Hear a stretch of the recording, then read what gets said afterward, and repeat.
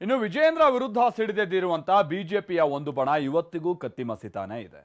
ಒಂದು ಹೆಜ್ಜೆ ಮುಂದಿಟ್ಟಿರುವಂತಹ ರಮೇಶ್ ಜಾರಕಿಹೊಳಿ ಅವರು ಸಂಘ ಎಚ್ಚರಿಕೆ ಕೊಟ್ಟಿತ್ತು, ಅಂದ್ರೆ RSS ಎಚ್ಚರಿಕೆ ಕೊಟ್ಟಿತ್ತು ಅನ್ನುವಂಥದ್ದೆಲ್ಲ ಬಹಳ ಸುದ್ದಿ ಇತ್ತಲ್ಲ, ಅದನ್ನು ಮೀರಿ ಸೆಡ್ಡು ಹೊಡೆದು ವಿಜಯೇಂದ್ರ ನಾಯಕತ್ವವನ್ನ ನಾವು ಒಪ್ಪಲ್ಲ ಅಂತ ನೇರವಾಗಿ ಮತ್ತೊಮ್ಮೆ ಹೇಳಿದ್ದಾರೆ. ಇದಕ್ಕೆ ವಿಜಯೇಂದ್ರ ಕೂಡ ಮತ್ತೊಂದು ಕಡೆ ತಿರುಗೇಟನ್ನ ಕೊಡ್ತಾ ಇದ್ದಾರೆ. ಹಾಗಾದ್ರೆ ಒಂದು ಬಣಕ್ಕೆ ವಿಜಯೇಂದ್ರ ಮೇಲಿರುವಂತಹ ಸಿಟ್ಟೇನು, ಇವತ್ತು ಏನೇನು ಹೇಳಿದ್ದಾರೆ ರಮೇಶ್ ಜಾರಕಿಹೊಳಿ ಅವರು, ಬನ್ನಿ ರಿಪೋರ್ಟ್ ನೋಡ್ಕೊಂಬೋಣ.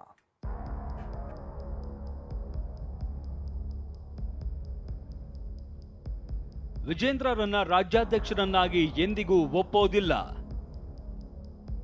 ರಮೇಶ್ ಜಾರಕಿಹೊಳಿ ಬೆಂಕಿ ಮಾತು, ವಿಜೇಂದ್ರ ತಿರುಗೇಟು. ಬಿಜೆಪಿ ಮನೆಯೊಳಗಿನ ಕಿಚ್ಚು ಧಗಧಗಿಸ್ತಾ ಇದೆ. ಮೊನ್ನೆ RSS ಸಭೆಯಲ್ಲೇ ಅಸಮಾಧಾನ ಹೊರಹಾಕಿದ್ದ ಶಾಸಕರು ರಾಜ್ಯಾಧ್ಯಕ್ಷರ ಬದಲಾವಣೆ ಬಗ್ಗೆ ಧ್ವನಿ ಎತ್ತಿದ್ದಾರೆ. ಬಿಜೆಪಿ RSS ಸಮನ್ವಯ ಸಭೆಯಲ್ಲಿ ವಿಜೇಂದ್ರ ನಾಯಕತ್ವ ಒಪ್ಪೋದಿಲ್ಲ ಅಂತ ರಮೇಶ್ ಜಾರಕಿಹೊಳಿ ಅಸಮಾಧಾನ ಹೊರಹಾಕಿದ್ರು.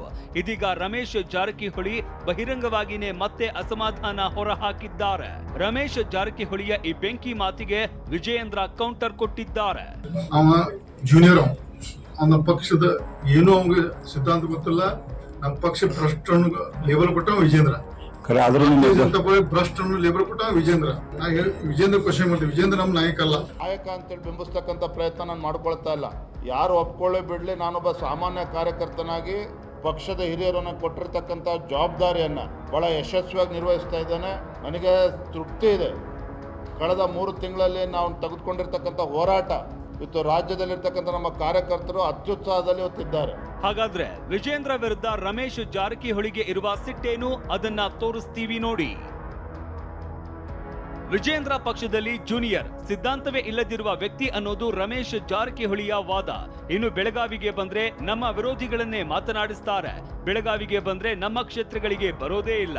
ಯಾರೋ 4 ಜನರನ್ನ ಜೊತೆಗಿಟ್ಕೊಂಡು ಸುತ್ತಾಡ್ತಾರೆ. ಪಕ್ಷದ ವಿಚಾರದಲ್ಲಿ ನಮ್ಮ ಸಲಹೆಗಳಿಗೆ ಬೆಲೆನೇ ಇಲ್ಲದಂತಾಗಿದೆ ಅನ್ನೋದು ರಮೇಶ್ ಸಿಟ್ಟಿಗೆ ಕಾರಣವಾಗಿದೆ.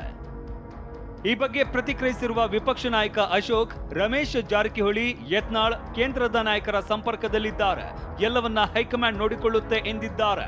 ನೋಡಿ, ಯತ್ನಾಳ್ ಅವರು ಮತ್ತು ರಮೇಶ್ ಜಾರಕಿಹೊಳಿ ಅವರು ಈಗಾಗಲೇ ನಮ್ಮ ಕೇಂದ್ರ ನಾಯಕರ ಸಂಪರ್ಕದಲ್ಲಿದ್ದಾರೆ. ಅವ್ರ ಜೊತೆ ಚರ್ಚೆ ನಡೀತಾ ಇದೆ. ಇದೇನು ಇವತ್ತಿಂದ ಸಮಸ್ಯೆ ಅಲ್ಲ, ಬಹಳ ದಿನಗಳ ಸಮಸ್ಯೆ. ಒಟ್ಟಾರೆಯಾಗಿ ಬಿಜೆಪಿ ಮನೆಯೊಳಗಿನ ಕಿಚ್ಚು ದಿನದಿಂದ ದಿನಕ್ಕೆ ಹೆಚ್ಚಾಗ್ತಾನೇ ಇದೆ. ಬಣ ಬಡಿದಾಟ ಜೋರಾಗ್ತಾ ಇದೆ. ಮುಂದೆ ಹೈಕಮಾಂಡ್ ಇದಕ್ಕೆಲ್ಲ ಯಾವ ರೀತಿ ಮದ್ದು ಅರಿಯುತ್ತೆ ಅನ್ನೋದು ಕಾದು ನೋಡಬೇಕಿದೆ. Bureau report, TV9.